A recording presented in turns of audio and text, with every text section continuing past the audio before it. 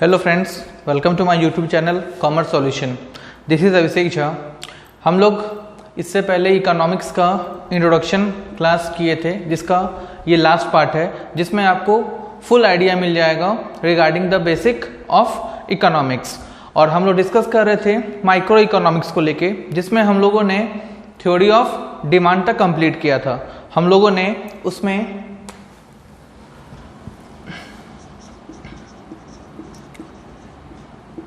Economics के branch के बारे में पढ़ाई किया था। एक बार ब्रीफ रिकॉल हम आप लोग को दे रहे हैं।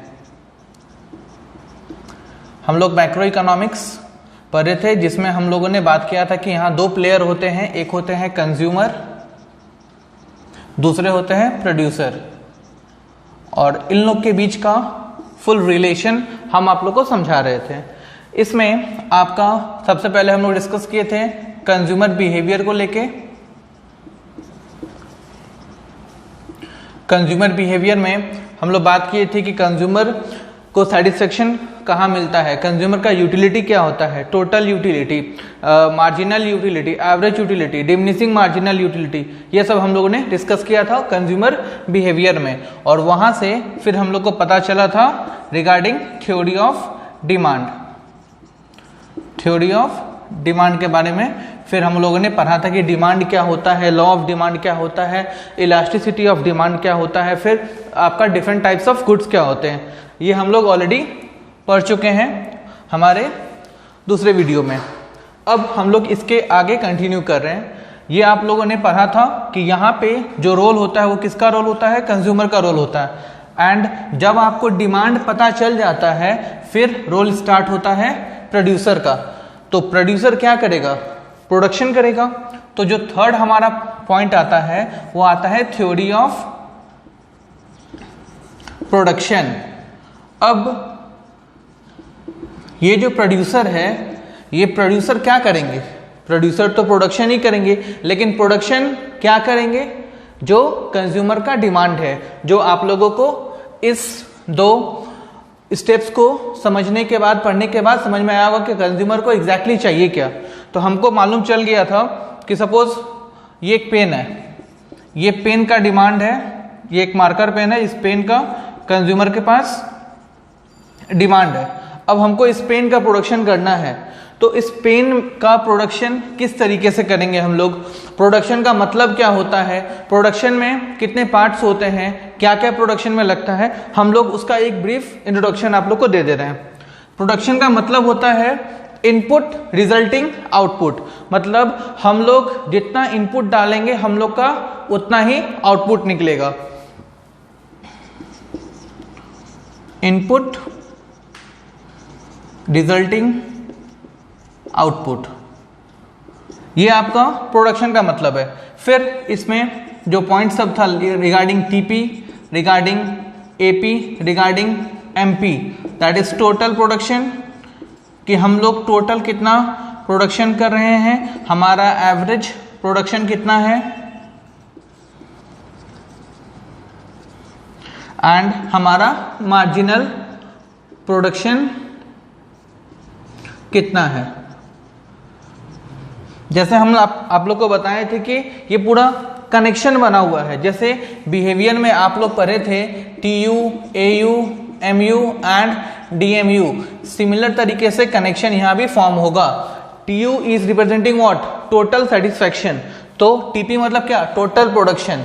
हम ये प्रोडक्शन नहीं करेंगे तो ये सेटिस्फैक्शन नहीं होगा। ये आपका average production, again same formula था जैसे आपका AU का फॉर्मूला हम लोग डिराइव किए थे। यहाँ पे भी आपका TP by what, unit per labour. और जैसे हम लोग डिस्कस किए थे MP को लेके, MP मतलब क्या होता है, मार्जिनल प्रोडक्शन। और हम लोग यहाँ पे डिस्कस किए थे MU को लेके, ये क्या था, मार्जिनल यूटिलिटी। तो मार्जिनल यूटिलिटी में हम लोग क्या पढ़े थे, additional level of satisfaction. Similarly यहाँ पे MP में क्या आ जाएगा, एडिशनल लेवल ऑफ प्रोडक्शन।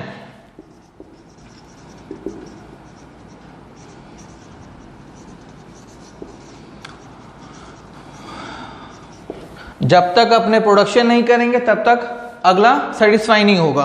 तो हम लोग को प्रोडक्शन करना पड़ेगा, वो एडिशनल प्रोडक्शन। हम एग्जांपल लिए थे आप लोगों को पूरी को लेके, तो जब तक पूरी बनेगा नहीं कंज्यूमर खाएगा क्या, तो हम लोग को क्या करना पड़ेगा, प्रोड्यूस करना पड़ेगा। किसके लिए, एडिशनल सेटिस्फेक्शन के लिए एडिशनल प्रोडक्शन करना पड़ेगा। तो ये आपका थ्योरी ऑफ प्रोडक्शन में है। इसके साथ साथ यहाँ पे और एक कॉन्सेप्ट है रिगार्डिंग लॉ ऑफ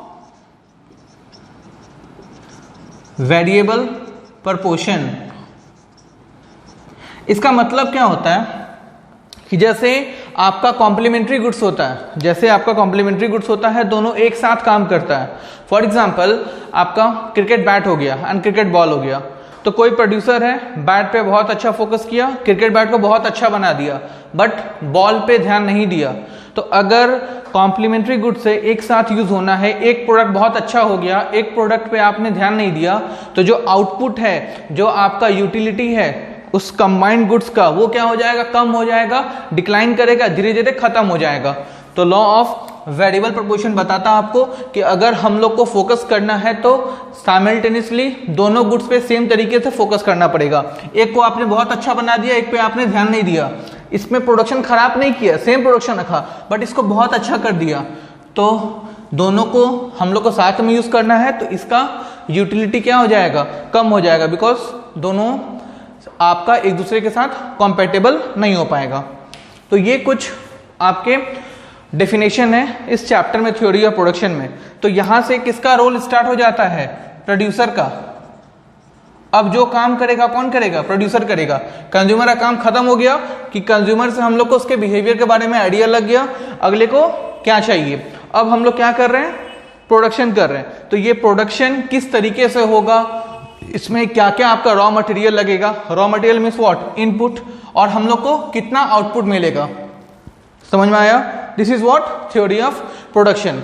अब सपोज हम लोगों ने प्रोडक्शन कर लिया, तो प्रोडक्शन करने के बाद हमारा नेक्स्ट काम क्या रहेगा, उसका खर्चा निकालना। तो हम लोग का जो नेक्स्ट पॉइंट होगा that is theory of cost. Theory of cost, मैंने एग्जांपल दिया था कि हम लोग ये मार्कर पेन प्रोडक्शन कर रहे हैं, तो अगर हम लोग इस पेन का कॉस्ट नहीं निकालेंगे तो सेल नहीं कर पाएंगे। एज ए प्रोड्यूसर मेरा कितना रॉ मटेरियल लगा, मेरा क्या क्या आपका अलग से इनडायरेक्ट कॉस्ट लगा, अलग से मेरा क्या ओवरहेड एक्सपेंस आया, ये सब तो हमको क्या करना पड़ेगा, ऐड करना पड़ेगा। हमको इसका कॉस्ट पता चलेगा। फॉर एग्जाम्पल कॉस्ट मतलब हो गया simply price of the product.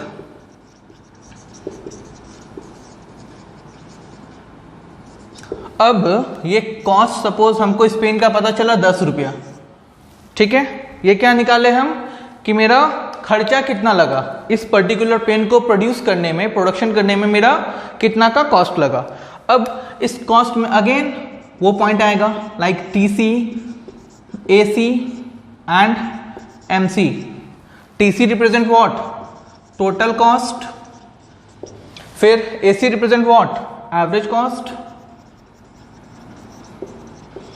and MC represent what, marginal cost. So again there is a connection between utility along with production along with cost. Again TC represent what, total cost. Now यहाँ पे total cost मतलब क्या होता है, total cost में दो तरीके का cost बेसिकली यूज होता है और सेमी वेरिएबल कॉस्ट भी आता है, बट इवेंचुअली हम लोग डिस्कस करते हैं total fix cost plus total variable cost को। इन दोनों का समेशन क्या रिप्रेजेंट करता है, आपका टोटल कॉस्ट। और उसी तरीके से AC what, average, average of what, cost. Same formula जैसे हम लोग यहाँ पे करते आ रहे थे, एपी का TP by unit per labour, और ये जो एमपी था, एमपी का अगेन सेम चेंज, तो delta TP by delta Q, हम लोग यूनिट पर लेबर को क्यू से रिप्रेजेंट करते हैं। तो सेम फॉर्मूला जैसे हम लोग एमयू का किए थे, जैसे एयू का किए थे, जैसे टीयू का किए थे, सेम तरीके से इधर भी होगा।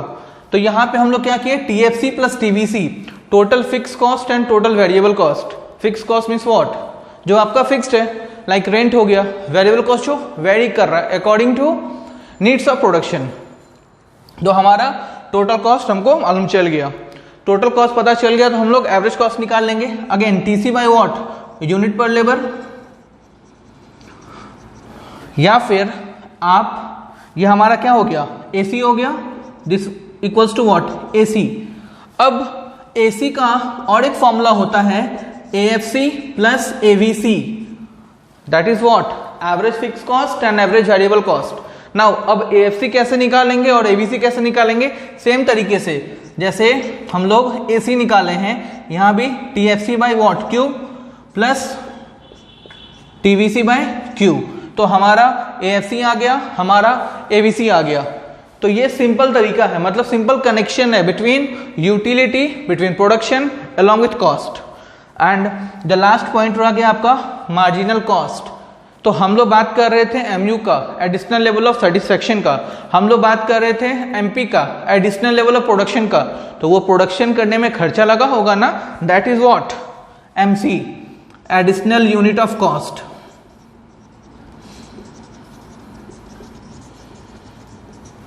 ठीक है, इसमें हम लोग और कुछ पॉइंट पढ़ते हैं, लाइक LAC, लाइक LMC। ये सब क्या होता है, long run average cost, long run marginal cost. तो लॉन्ग रन और शॉर्ट रन का क्लासिफिकेशन है। जब हम लोग पर्टिकुलर चैप्टर्स को पढ़ेंगे तब हम लोग उसके बारे में आपका फुल डिटेल में पढ़ाई करेंगे। ये हो गया brief idea regarding theory of cost. अब आपको पता चल गया behaviour, demand, production and cost. आप लोग देख रहे होगे यहाँ पे कनेक्शन फॉर्म हो रहा है कि अगर आपको डिमांड नहीं पता है आप प्रोडक्शन नहीं कर पाओगे, प्रोडक्शन कर लिया तो आप क्या निकाल रहे हो, कॉस्ट। अब इस कॉस्ट में क्या करोगे आप, सपोज इस पेन का दाम हमने 10 रुपया आइडेंटिफाई किया कि मेरा कॉस्टिंग कितना लग रहा है, 10 रुपया। हमको इसमें ऐड करना पड़ेगा, ऐड करेंगे क्या, प्रॉफिट। हम प्रॉफिट ऐड करेंगे ना, अपना प्रॉफिट ऐड करेंगे, फिर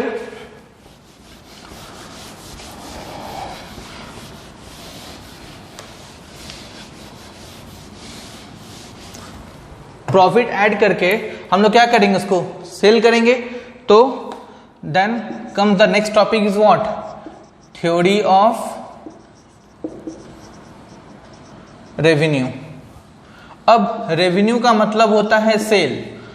अब डिफरेंस क्या है कि रेवेन्यू का मतलब अकाउंटिंग टर्म में होता है excess income over expenditure, but in economical term revenue is equivalent to sale.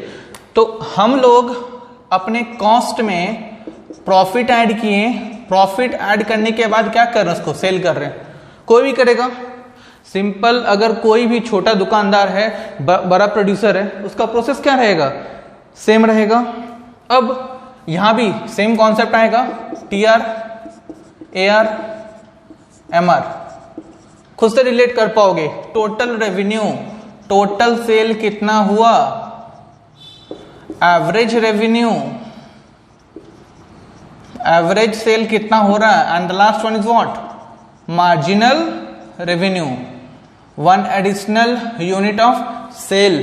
तो हम लोगों ने प्रोडक्शन किया तो उसका कॉस्ट निकाला, अब उसको बिक्री भी करेंगे ना, तो again same additional unit of sale.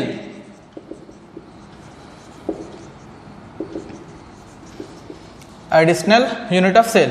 तो हमारा ये तीनों जो डिस्क्रिप्शन है रिगार्डिंग TR, AR, MR, ये इंटर रिलेट हो रहा है with TU, AU, MU, with TP, AP, MP, along with TC, AC, MC। अब लास्ट में क्या कर रहे हैं हम, TR, AR, MR। तो total revenue is total sale, average revenue again TR by what, Q, unit per labour, and MR is what, delta TR by delta Q, change in sale value. तो ये हम लोग revenue निकाल लिए। इसके अलावा इसमें एज सच कुछ अलग कॉन्सेप्ट नहीं है, बिकॉज कोई छोटा दुकानदार हो, कोई बड़ा आपका प्रोड्यूसर हो, सबका प्रोसेस सेम तरीके से होता है। हम लोग को पता चलेगा कि अच्छा हम लोग को कंज्यूमर को इस पर्टिकुलर चीज से सेटिस्फाई करना है, तो हम लोग उसका प्रोडक्शन करेंगे। वो प्रोडक्शन करने के बाद हम लोग का उसके बाद क्या प्रोसेस होगा, हम लोग का कॉस्ट निकालना पड़ेगा, फिर प्रॉफिट मार्जिन कितना होना चाहिए, हम कितना प्रॉफिट आपका असाइन करेंगे कि वो आपका अफोर्डेबल हो सबके लिए, फिर हम लोग सेल करेंगे। अब सेल कहाँ करेंगे, रास्ते पे? जी नहीं, सेल हम लोग करेंगे मार्केट में। तो heads comes another topic is what, theory of market. Now अब हम लोग क्या कर रहे हैं, if I am the producer, हम सेल कर रहे हैं। सेल हम कहाँ करेंगे, मार्केट में करेंगे। तो ये जो मार्केट होगा, मार्केट का मतलब क्या होता है, व्हाट इज मार्केट, बताइए आप लोग। एग्जैक्टली वही जो आप सोच रहे हो, market is a place where buyer and seller meets together to achieve a common objective. लेकिन इस डेफिनेशन में चेंजेस आया है because of e market, electronic market. जितने भी आप लोग ऑनलाइन परचेस करते हो, आप उस सेलर को नहीं जानते हो, आप उस इंटरमीडिएट को जा रहे हो। उस इंटरमीडिएट को आप लोग जान रहे हो, वो आइदर आप फ्लिपकार्ट से परचेस कर रहे हो, अमेजन से परचेस कर रहे हो, तो वो क्या है आपका इंटरमीडिएट है, बट वो सेलर नहीं है आपका। तो मार्केट का डेफिनेशन क्या होता है, it is that place where buyer and sellers meets together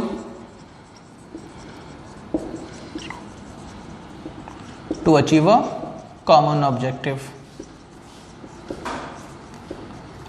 clear है, ये थ्योरी ऑफ मार्केट का डेफिनेशन है। बस यहां पे क्या आ चुका, अब ऑनलाइन मोड। हम लोग जो बिजनेस ट्रांजेक्शन एग्जीक्यूट करते हैं वो आपका इलेक्ट्रॉनिक मीडियम से भी करते हैं, तो इसमें मीट करना पॉसिबल नहीं है। बट जितने भी टेंजिबल गुड्स होते हैं जो आपका ऑनलाइन मोड ऑप्ट नहीं करते हैं, they are following the same definition. अब हमको इस पेन को बिक्री करना था, तो हम कहाँ बिक्री करेंगे, मार्केट में बिक्री करेंगे, जहां पे हमको ज्यादा फायदा होगा। If I am the producer, हम कुछ बिजनेस कर रहे हैं ना, मेरा ऑब्जेक्टिव क्या है, इज टू अर्न प्रॉफिट। तो प्रॉफिट जहां पे होगा हम लोग वहीं पे क्या करेंगे, इसको सेल करेंगे। तो अब यहां पे डिराइव होता है another concept, is what, forms of market. Forms of market. अब फॉर्म्स ऑफ मार्केट क्या हो गया, अलग अलग का मार्केट होता है, लाइक परफेक्ट कंपटीशन, लाइक आपका मोनोपोली, आपका मोनोपोलिस्टिक कंपटीशन,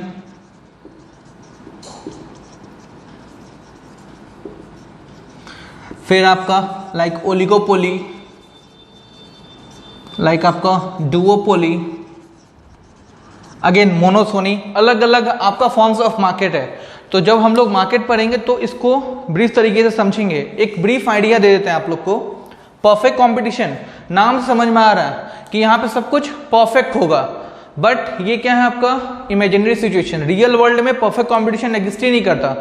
हम लोग बोलते हैं कि अच्छा आपका जो सेलर होगा या फिर जो बायर होगा वो आपका अलग सब कुछ परफेक्ट होगा, बट ये परफेक्ट वर्ड है ही नहीं, एग्जिस्ट ही नहीं करता। तो सेम मार्केट के साथ भी है। तो it's a imaginary situation. Real world में परफेक्ट कंपटीशन होता ही नहीं है, ये इमेजिनरी सिचुएशन है। मोनोपोली मतलब एकाधिकार।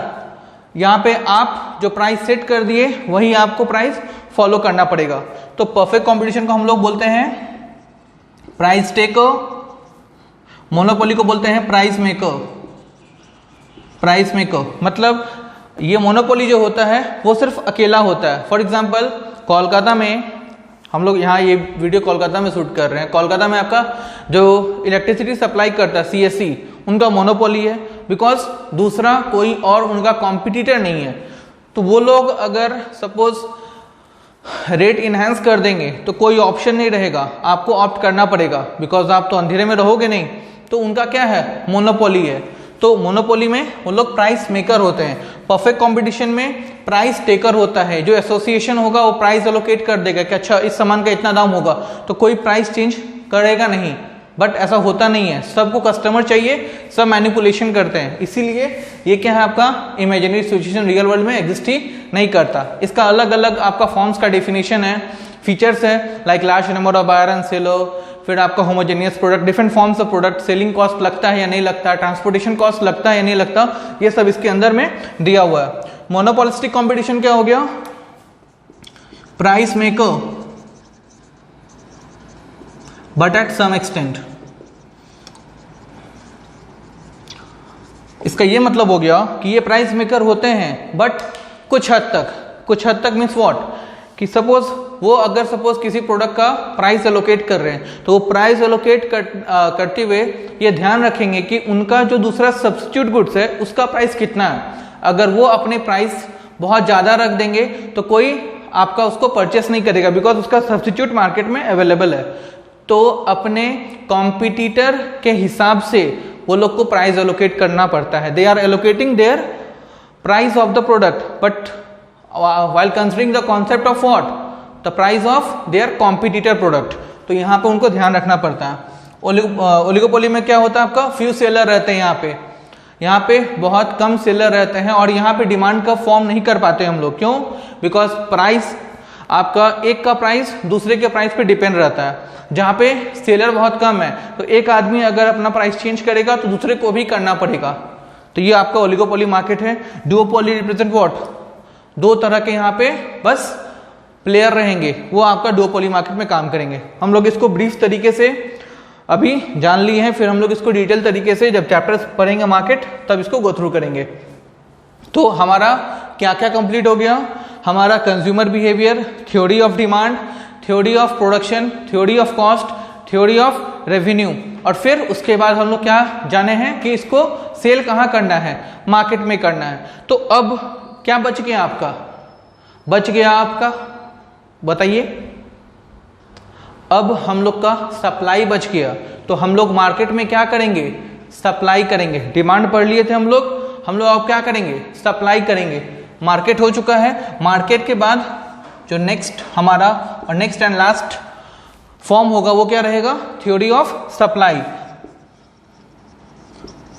थ्योरी ऑफ सप्लाई, सप्लाई और डिमांड दोनों एक दूसरे के साथ रिलेटेड है। अगर डिमांड नहीं होगा तो सप्लाई क्या करेंगे। जैसे लॉ ऑफ डिमांड था, inverse relation between price of the goods and quantity demanded of that goods. इसका उल्टा है सप्लाई। वहां क्या था, इनवर्स रिलेशन।